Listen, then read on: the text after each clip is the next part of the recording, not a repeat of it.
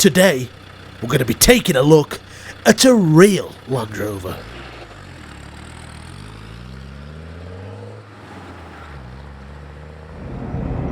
I know, you're disappointed. I am too. So disappointed, I've renamed it the Landrover Disappointment. There's the disappointment when someone tells you they'll pick you up in the new Landrover and they turn up in one of these. Is this what Freelander owners actually think they look like when they're driving the Freelander?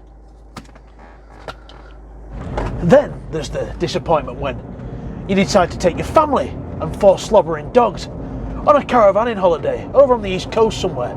You get to the bottom of Sutton Bank and you're looking around for the low range and you realise it doesn't have it.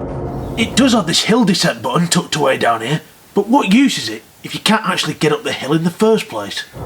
And then there's the disappointment when you and your wobble box are bogged down, stuck in some shithole quagmire that's claiming to be a campsite, all because you removed the prop shaft before you set off. Just so you could save a few quid in juice and buy yourself a Costa-Lock coffee on the way home. There's a common trend among Freelander owners, and that is the removal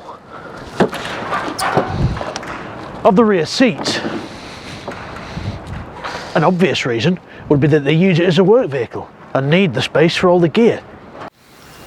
No, but what removing the rear seats does do is give the owner enough room for all the necessary tools, diagnostics equipment, spare parts, and medicine. Maybe need a bit more than that, just to get to work every day. If you want room for all the gear, you're going to have to buy a trailer as well. The only, and I do mean the only, good thing I've found in this car are the heated seats. It is very warm down there, but being a Land Rover, there is a chance they don't work and that I've just shit myself. I guess we'll find out soon enough. Well, I suppose we'd better take a look at the interior. If this is the view from your driver's seat every day, you're probably a nonce. There's this very useful mirror for your missus, but there's a good chance that if you drive a Freelander, your wife's so ugly she'll smash it. And what have we got under the driver's sun visor? No surprise there, is there? It does have these very handy cup holders, but if you drive a Freelander, you probably can't afford to put anything in them. Of course, the rear seats have been removed. The previous owner just threw them in the back when he sold it to me. It's taken me a while, but I think I've come up with an incentive to make you want to buy this car.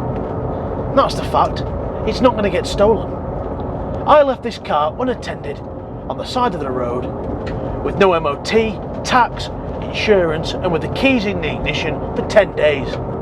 It was like a little whore. It could have been anyone's. But no one seized it and no one stole it.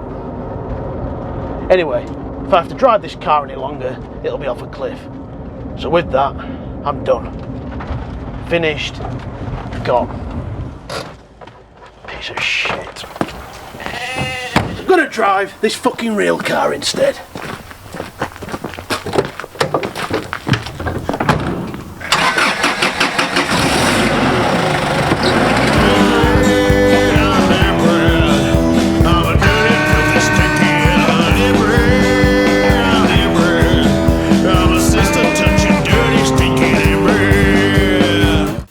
Now, I was going to sell the Freelander, but I think I'd have to be sick to actually take anyone's money for that car.